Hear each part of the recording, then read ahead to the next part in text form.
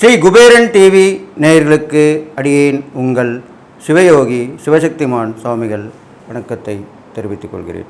எப்பயுமே ராகு கேது எந்தெந்த இடத்துல வந்து அமர்ந்திருக்காங்க, அதனால் ஏற்படுகிற பொது பலன் என்னன்றது நம்ம முதல்ல பார்த்தாகணும். அந்த பொது பலனை முதல்ல சொல்லிவிட்டு அதுக்கப்புறம் 12 ராசிக்குள்ள நற்பலன் சொல்ல போகிறேன். அதுக்கு முன்னாடி இப்போ என்னுடைய குருநாதர் நான் வணக்கம். ஓம் குருப்யோ நம. நற்பவே நற்பவே நற்பவே. ஓம் காஞ்சிவாசாய வித்மகே சாந்தரூபாய தீமகே தன்னோ சந்திரசேகர பிரச்சோதயாத். என்னோட ஆத்மா மகாகாளி வணக்கம். ஓம் காளிகாசாய வித்மகே மசான வாசின தீமகே தன்னோ அகோர பிரச்சோதயாத். என்னோட உபாசன மகாவாராகி வணக்கம். ஓம் மகிஷத் வஜாய வித்மகே சண்டகஸ்தாய தீமகே தன்னோ வாராகி பிரச்சோதயாத். பொது பலன் பார்க்கும்பொழுது ராகு பகவான் இது நாள் வரைக்கும் மீனராசியில் இருந்தார். இப்பொழுது வருகிற 18/5/2025 அன்று தான் திருக்கணித பிரகாரம் ராகுகேது பயிற்சி ஆகுது. அப்போது ராகு பகவான் மீனராசியிலிருந்து கும்பராசிக்கு பயிற்சி ஆகிறார். அதே போன்று இது நாள் வரைக்கும் கன்னிராசியில் இருந்து வந்த கேது பகவான் சிம்ம ராசிக்கு பயிற்சி ஆகிறார். அப்போது இதனால் என்னென்ன பலன்கள் ஏற்பட போகிறது தான் பார்க்க போகிறோம். இப்போ பொது பலன் பார்க்கும்போது ராகு வந்து கும்பராசி என்று சொல்லக்கூடிய சனியின் வீட்டிலே, அது பகை வீடு தான். சனி வந்து தந்தை வழி உறவாக சொல்லப்படுகிறது. அந்த பகை வீட்டில் இருக்கும்போது என்னென்ன பலன்கள் ஏற்படும் என்றால், மறைமுக தொடர்புகள் எல்லோருக்கும் ஏற்படும். ஆண்கள் பெண்கள் இருவருக்குமே மறைமுக எதிர்ப்புகளும் ஏற்படும். எதிர்கள் தொல்லை சொல்கிறோம் இல்லையா, அதுவும் ஏற்படும். ஒரு நாட்டுக்கும் இன்னொரு நாட்டுக்கும் போர் மூலம் இப்போ கொஞ்சம் அடங்கியிருக்கு, இருந்தாலும் போர் மீண்டும் வருவதற்கான வாய்ப்புகள் உண்டு. ஏனென்றால் ராகுபவன் வந்து சனியோட வீட்டில் அமர்ந்தாலே அது கண்டிப்பாக செய்யும். இது இல்லாமல் தொடர்புகள் துண்டிக்கப்படும். ஒரு நாட்டிலேருந்து இன்னொரு நாட்டுக்கு தொடர்பு துண்டிக்கப்படும். பொருளாதார தடை ஏற்படும். ஏற்றுமதி இறக்குமதி வாணிகம் பாதிக்கப்படும். இதெல்லாம் கண்டிப்பாக நடக்க போகுது. ஏன்னா ராகு வந்து போக்குவரத்துகரம்னு சொல்லப்படுறாங்க. இது இல்லாமல் ராகு வந்து பிரம்மாண்டம்ன்று சொல்கிறாங்க. அப்போது ஏழ்மை நிலை உள்ளவங்களுக்கு பெரிய பணக்காரங்களும் சொல்லுவாங்க இல்லையா, ஒன்றுமே இல்லாமல் தான் இப்போ நான் பெரிய ஆளாயிட்டான், அப்படிலாம் நடக்கக்கூடிய விஷயமா இப்போ நடக்க போகுது. நல்லது நடக்க போகுது, கெட்டது நடக்க போகுது. இந்த ராகு பகவானால் ஏற்படக்கூடிய ஆபத்து விபத்துலேருந்து நீங்கள் தப்பிக்கிறதுக்கு தான் எச்சரிக்கை பதிவாக சொல்லியிருக்கேன். அப்போது ஆண்கள் பெண்கள் தொடர்பு ஏற்படக்கூடிய சொல்லியிருக்கும் பொழுது நீங்கள் கவனமாக இருக்க வேண்டும். பழகும்போது கவனமாக இருக்க வேண்டும். ஆண்களாக இருந்தாலும் பெண்கள் இருந்தாலும் அவர் ஒரு வேலையால் பார்க்க வேண்டும். தகாத உறவில் ஈடுபட வாய்ப்பு வந்தால் அதை விட்டு விலகி செல்ல வேண்டும். இல்லை என்றால் அவமானப்பட நேரிடும், சிறை செல்ல நேரிடும், உயிர் இழப்பும் ஏற்படக்கூடிய வாய்ப்புகளும் உருவாகிறது. இது இல்லாமல் ராகு பகவான் அந்த சனியோட வீட்டில் அமர்ந்திருப்பதனால் நீரில் தோன்றி காற்றில் பரவும் தொற்று, இப்போ கொரோனா வந்து போகுது இல்லையா, அது மாதிரி ஒரு தொற்று கிருமியால் கண்டிப்பாக ஏற்படக்கூடிய வாய்ப்பும் இருக்குது. அதற்கு மருந்து கண்டுபிடித்து பெரிய ஆபத்தும் வரக்கூடிய வாய்ப்பு இல்லை, அது சரி செய்யப்படும். அதே போன்று கேது பகவான் சிம்மராசிக்கு அமர்ந்திருக்கிறால் உலகத் தலைவர்கள், ஆன்மீக மதபோதர்கள் தலைவர்களுக்கு பாதிப்பு ஏற்படும், ஆபத்து விபத்து ஏற்படும். அதே போன்று அரசியல் தலைவர்களுக்கும் ஆபத்தும் விபத்தும் ஏற்படும். ஆன்மீக தலைவர்களுக்கும் ஆபத்தும் விபத்தும் ஏற்படும். ஆன்மீக தலைவர்கள் பார்த்திங்கனாக்கா நிறைய பேர் வந்து போலியாக உருவாக்கப்படுவார்கள். அவர்களும் சென்று மக்கள் ஏமாந்து விடுவார்கள். அது போன்று தான் விஷயம் நடக்க போகிறது. அப்போ கோர்ட்டு கேஸ்லாம் போகக்கூடிய அழக்கூடிய சூழ்நிலை வரும். அதனால் யாரையும் நம்பி ஏமாற வேண்டாம். நன்று யோசித்து நிதானித்து செயல்பட வேண்டும். இந்த காலகட்டத்திலே இந்த கேது பகவான் கெடுப்பார். அதனால் வந்து ரொம்ப ஜாக்கிரதையாக இருக்கணும். அப்போது இறை சிந்தனை வளர்த்துக்கணும். அடிக்கடி கோயிலுக்கு போயிட்டு வரணும். குலதெய்வ வழிபாடு பண்ணிக்கணும். இஷ்டதெய்வ வழிபாடு பண்ணணும். இப்படிலாம் பண்ணிட்டு வந்தீங்கன்னாக்கா இந்த ராகு கேதுக்கு பரிகாரம் சொல்ல போகிறேன். அந்த பரிகார மூலமாக நீங்கள் இறை வழிபாடு செஞ்சுக்கலாம். தான தர்மம் சொல்ல போகிறேன். அந்த தான தர்மம் செஞ்சுட்டு வரலாம். இதெல்லாம் பண்ணிட்டு வந்தீங்கன்னா இந்த ராகு கேது ஏற்பட கெடுபலங்கு குறைஞ்சி நற்பலன் தான் ஏற்படும். நற்பலன் பார்க்கும்பொழுது இவர்கள் இருவருமே இந்த ராசியில் அமர்ந்திருக்கும் பொழுது பகை வீடாக சொல்லப்படுகிறது. எனினும் இவர்கள் இருவருக்குமே 3 பார்வைகள் உண்டு. ராகு பகவானுக்கு உண்டு, கேது பகவானுக்கு உண்டு. 3, 7, 11 இந்த 3 பார்வைகள் உண்டு. அந்த பார்வைகள் பலன் சற்றே வித்தியாசப்படும். ஒவ்வொரு ராசிக்கும் ஏற்ப நல்ல பலன்களை கொடுக்கப் போகிறது. இப்பொழுது இந்த ராகு கேது பயிற்சி பலன்கள் பார்க்கலாம். இது பொது பலன்கள் சொல்லப்படுகிறது. இது கோச்சார பலன்கள் என்று தான் சொல்லப்படுகிறது. கோச்சார பலன்கள் என்று சொல்லும் பொழுது இது பொதுவாகத்தான் சொல்லப்படுகிறது. யாரையும் குறிப்பிட்டு சொல்லக்கூடிய விஷயமாக இருக்காது. அவர்கள் சுய ஜாதகப்படி பார்த்து கொள்வது மேலும் சிறந்ததாக சொல்லப்படுது. அவருடைய சுய ஜாதகப்படி ராகு கேது எங்கே இருக்கிறார்கள், அவர்களுக்கு இப்போது நடந்து கொடுக்கிற தசாபுக்தி என்னவாக இருக்கிறது, அதை வைத்து கூட பலன்கள் மாறுபடும். எனவே நீங்கள் இதை முழுவதும் நம்பிவிடாமல் நான் சொல்லுவதை கேட்டு இறைப்பரிகம் தானம் செய்து கொள்ள வேண்டும். அவர்கள் சுய ஜாதகத்தையும் பக்கத்தில் அருகாமையில் உள்ள உங்கள் ஜோதிடத்திலே பார்த்து கொள்ள வேண்டும். அடியேனும் பார்க்க விரும்பினால் கீழே இருக்கும் அந்த தொலைபேசியை நீங்கள் தொடர்பு கொண்டு பார்த்து தெரிந்து கொள்ளலாம். இவ்வாறாக இந்த ராகுகேது பெயர்ச்சி பலன்களை நீங்கள் பார்த்து தெரிந்து தெளிவான முடிவெடுத்து அடியேன் சொல்லக்கூடிய பரிகாரங்களும் தான தர்மம் செய்து வந்தீர்களானால் நீங்கள் இந்த ராகுகேது பெயர்ச்சியிலிருந்து விடுபட்டு நல்வாழ்வு வாழப்போகிறீர்கள் என்று சொல்லி இப்போது 12 ராசிக்குள்ளான பலன்களை பார்ப்போம். கடகராசி நேயர்களே, 12 ராசிகளுக்கு உண்டான ராகுகேது பெயர்ச்சி பலன் தான் சொல்லிட்டார். அந்த வகையில் இப்போது கடகராசிக்காரங்க சொல்ல போகிறேன். கடகராசிக்காரங்க பார்த்தீங்கன்னாக்கா 8ஆம் இடத்துல ராகு பகவான் வந்திருக்கார். அதே போன்று கேது பகவான் 2ஆம் இடத்துல வந்திருக்கார். 2இல் கேது 8இல் ராகு. பொதுவாகவே இந்த ஜாதகத்தில் இவ்வாறு இருந்தால் ராகுகேது தோஷம்னு சொல்லுவாங்க. இப்படி தோஷத்தை கொடுக்கக்கூடிய காலகட்டமாக இருந்தாலும் கோச்சாரம் ரீதியாக வருவது தற்காலிகமானது தான். ஒரு 1.5 வருஷம்தான் இருப்பாங்க, 18 மாதங்கள், அதுக்கப்புறம் மாறிடுவாங்க. அப்போ என்னென்ன பலன்கள் ஏற்பட போகுதுன்னு தான் இப்போ விரிவாக நம்ம பார்க்க போகிறோம். கடகராசியை பொறுத்த வரைக்கும் ராகு பகவான் 8ஆம் இடத்தில் அமர்ந்திருக்கனால திடீர் திருப்பம் உங்கள் வாழ்க்கையில் உண்டாகும். டேர்னிங் பாயிண்ட் சொல்கிறோம் இல்லையா, அது கண்டிப்பாக ஏற்படும். ஏற்கனவே உங்களை விட்டு விலகி போனவங்க இப்போ விரும்பி வருவாங்க. பழைய நட்பு மீண்டும் தொடரும்.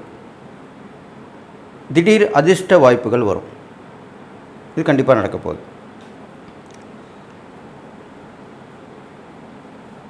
யோகம் கண்டிப்பாக உங்கள் வாழ்க்கையில் வரப்போகிறது. உங்கள் வாழ்க்கையில் உங்கள் ஜாதகப்படி யோகங்கள் இருந்தால் அது எல்லாம் இப்போ நடக்கும். அது இல்லாமல் சற்றே உள்ளூர ஒரு பய உணர்வு ஏற்படும். ஏன்னா 8ஆம் இடம்ன்ற போது ஆயுள் ஸ்தானம் சொல்லப்படுது. என்ன ஆகுமோ ஏதாகுமோ இப்படி ஒரு பய உணர்வுகள் வரும். கனவு தொல்லை கண்டிப்பாக உண்டு. இது வரும். அந்த கனவுகளை பற்றி பயப்படுறது போகிறது வருது எல்லாமே இருக்கும். நீங்கள் எதை பற்றியும் பயப்பட வேணாம். ஏனென்றால் உங்களுக்கு மற்ற கிரகங்கள் நல்லா தான் இருக்குது. இதனால் வரைக்கும் அஷ்டம் சனியாக இருந்த சனி பகவான் விலகி 9ஆம் பாக்கியஸ்தானத்தில் நல்ல ஒரு பொசிஷனில் இருக்கார். குருவும் இப்போ விலகி நல்ல பார்வை பலன் உங்களுக்கு நல்லபடியாக இருக்குது. 8ஆம் இடத்தை குரு பார்க்குறார். அதுக்கு தான் அப்படி சொல்லியிருக்கேன்.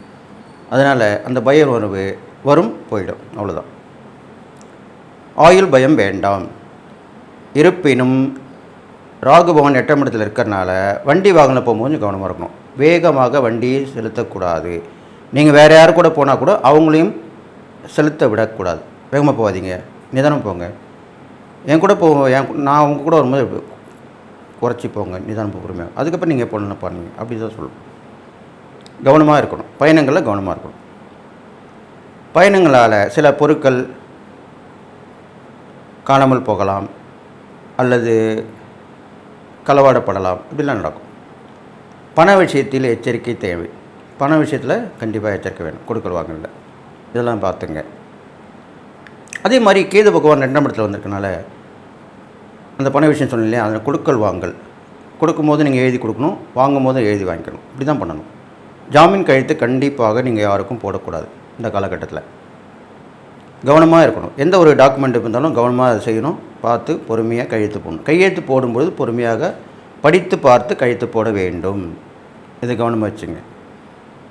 அது இல்லாமல் குடும்பத்திலையும் சில வாக்குவாதங்கள் ஏற்படும். 2இல் கேது இருக்கார் இல்லையா, அதனால் ஒரு கடுமையான வாக்கு கொடுப்பார்.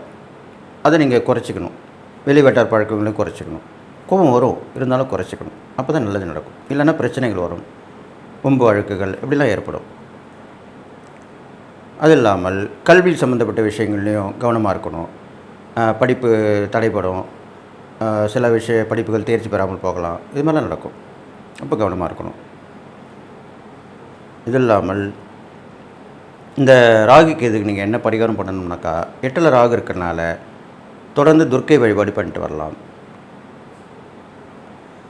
நவ சக்தி வழிபாடு செய்யணும். அஷ்டலட்சுமின்னு சொல்கிறோம் இல்லையா, அது மாதிரி நவசக்தி, நவதுர்க்கை கூட இருக்காங்க, அது வழிபாடு பண்ணிட்டு வரலாம். சனிக்கிழமையில் ராகுக்கும் செவ்வாய்க்கிழமையில் கேதுக்கும் பரிகாரம் பண்ணலாம்.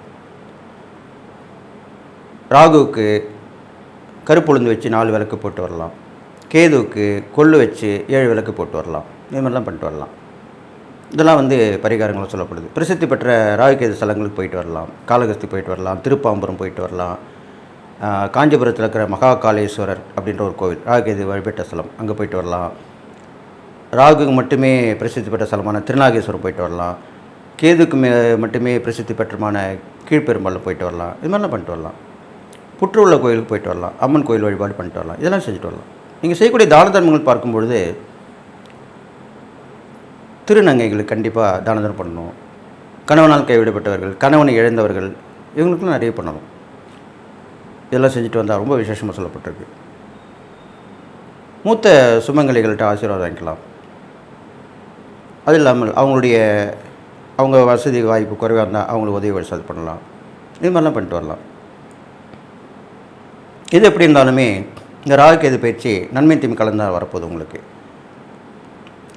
அப்போது கவனமாகவும் இருக்கணும், நீங்கள் வெகு எச்சரிக்கையாகவும் இருக்கணும். முன்னுமே சொன்ன மாதிரி கொடுக்கல் வாங்கல கவனமாக இருக்கணும், கையெழுத்து போடும்போது கவனமாக இருக்கணும். இதெல்லாம் பண்ணணும். அது இல்லாமல் 8ல் ராகு இருக்கனால மறைமுகமான நோய் நொடிகள் ஏற்படுறதுக்கும் வாய்ப்பு இருக்குது. அப்போது அதுக்கும் கவனமாக இருக்கணும். தகாத உறவில் கூட வரத்துக்கு வாய்ப்பு இருக்குது. அதில் நீங்கள் கவனமாக இருக்கணும். நம்ம உண்டு நம்ம வேலை உண்டுன்னு இருக்கணும். அது இல்லாமல் சுத்தபத்தமாக இருக்கணும், ஆரோக்கியமாக இருக்கணும். கண்ட இடத்துல உணவு சாப்பிடக்கூடாது. அதனாலையும் பாதிப்பு ஏற்படுறதுக்கு வாய்ப்பு இருக்குது. இது மாதிரிலாம் நிறைய இருக்குது. நல்லது இருக்குது, கெட்டது இருக்குது. முன்னமே சொன்ன மாதிரி திடீர் வாய்ப்புகள், திடீர் அதிர்ஷ்டங்கள் எல்லாமே சேரப்போகுது. அதெல்லாமே நடக்கும். எது எப்படி இருந்தாலும் வெகு கவனமாக இந்த ராகுகேது பயிற்சி நீங்கள் நிதானத்தோடும் பொறுமையோடும் கடைப்பிடிச்சு வந்தீங்கன்னா, நான் சொல்லியிருக்கிற இந்த இறை பரிகாரங்கள் தானம் பண்ணிட்டு வந்தீங்கன்னா கண்டிப்பாக இந்த ராகுகேது பயிற்சின்னு வெளியே வந்துடலாம். அதன் பிறகு பார்த்தீங்கன்னா இந்த ராகுகேதுக்கு அம்மன் வழிபாடு ரொம்ப சொல்லப்படுது. அது உங்கள் கடகராசிக்கு அம்மன் வழிபாடு ரொம்ப விசேஷம். குலதெய்வம் இஷ்டதெய்வம் வணங்கிட்டு கருமாரியம்மன் கோயில் எங்கெல்லாம் இருக்கோ அங்கே போயிட்டு நீங்கள் வழிபாடு செஞ்சுட்டு வரலாம். அப்போ ராகுகேதுக்கு உண்டான பிரீத்தியாக அந்த கருமாரியம்மனை சொல்கிறாங்க. அப்போ அவங்கள நீங்கள் வணங்கி விட்டு வந்தீங்கன்னா கண்டிப்பாக உங்களுக்கு ராகுகேது ஏற்படைய கெடுபல் கொஞ்சம் நற்பலன் தான் ஏற்பட போகுது. கவனமாக இருக்கணும். அடிக்கடி புத்தூரில் கோயில் போயிட்டு வரலாம். இந்த புற்று உள்ள எறும்பு புற்று இருக்கும் பாருங்கள், அதுவும் புற்று வடிவம் தானே. எறும்பு புற்று தான் உருவாக்குது, கரையான் தான் உருவாக்குது புற்று. அதில் உள்ள கரையான்களுக்கு எறும்புகளுக்கு அன்னதானம் கொடுக்கலாம், மாவு கொடுக்கலாம், சர்க்கரை, வெல்லம், இது மாதிரிலாம் தூவி விடலாம். இதெல்லாமே ரொம்ப விசேஷமாக சொல்லப்பட்டிருக்கு. இந்த ஜீவராசிலும் கொடுக்கும்போது உங்களுக்கு அந்த கெடுபலன் குறைஞ்சிரும், நல்ல பலன்கள் ஏற்படும். திடீர்னு ஒரு திருப்பம் ஏற்படும், வித்தியாசமான பலன் ஏற்படும். இது மாதிரிலாம் நடக்கும். அப்போது இந்த ராகுகேது பயிற்சி பற்றி பயப்பட வேணாம். நான் சொன்ன இறை பரிகாரம் தானம் பண்ணிட்டு வாங்க, கண்டிப்பாக நடக்கும். உக்கர தெய்வங்கள் வழிபாடு பண்ணிட்டு வரலாம், தப்பு கிடையாது. காளியம்மன் வழிபடலாம், வாராகி அம்மனை வழிபடலாம். பெரும்பாலும் நீங்கள் கடகராசியில் பிறந்தவங்களாக இருக்கிறனால வாராகி அம்மனை கண்டிப்பாக வழிபடுவது நல்லது. அந்த முதல் காக்கும் தெய்வம். அப்பேற்பட்ட அந்த ஆதிபராசக்திக்கு தளபதியாக இருக்கக்கூடிய அமைப்பை கொண்டவங்க, அவங்கள வழிபட்டு வரலாம். அங்காள பரமேஸ்வரி வழிபடலாம். அது இல்லாமல் நாகதேவதை, நாகவல்லி அம்மன், நாகாத்தம்மன் அப்படி சொல்கிறாங்க, அவங்களெல்லாம் போய் வழிபட்டு வரலாம். இதெல்லாம் பண்ணிட்டு வரலாம். பாம்பு புற்றுக்கு பால் வார்க்கலாம், முட்டை வைக்கணும்னு ஆலோ பண்ணாங்கன்னா முட்டை வைக்கலாம், பால் ஊற்றலாம். இது மாதிரிலாம் பண்ணிட்டு வரலாம். இதெல்லாமே செஞ்சுட்டு வந்தீங்கனால சிறப்பு வழிபாடால் உங்களுக்கு நல்ல விஷயங்கள் நடக்கும். தடைப்பட்டதெல்லாம் நிவர்த்தி ஆகும், கேட்டது கிடைக்கும், நினைத்து நடக்கும். இது மாதிரிலாம் நடக்கும். இதெல்லாம் செஞ்சாதான். அது இல்லாமல் உங்கள் சுயதாரத்தையும் பார்த்துக்கணும். சுயதாரத்தை பார்த்துக்கிட்டு அதில் நீங்கள் கண்டுபிடிச்சி அதுக்குண்டான பரிகாரம் செஞ்சுட்டு வந்தீங்கனாலே கண்டிப்பாக நல்லது நடக்கும்.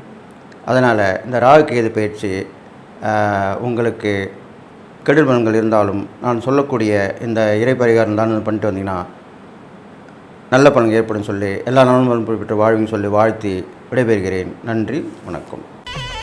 ஸ்ரீ குபேரன் டிவியை பார்த்தமைக்கு நன்றிகள். மேலும் இது போன்ற தகவல்களை தெரிந்து கொள்ள ஸ்ரீ குபேரன் டிவியை சப்ஸ்கிரைப் செய்யுங்கள். மறக்காமல் பெல் ஐக்கானை கிளிக் செய்யுங்கள்.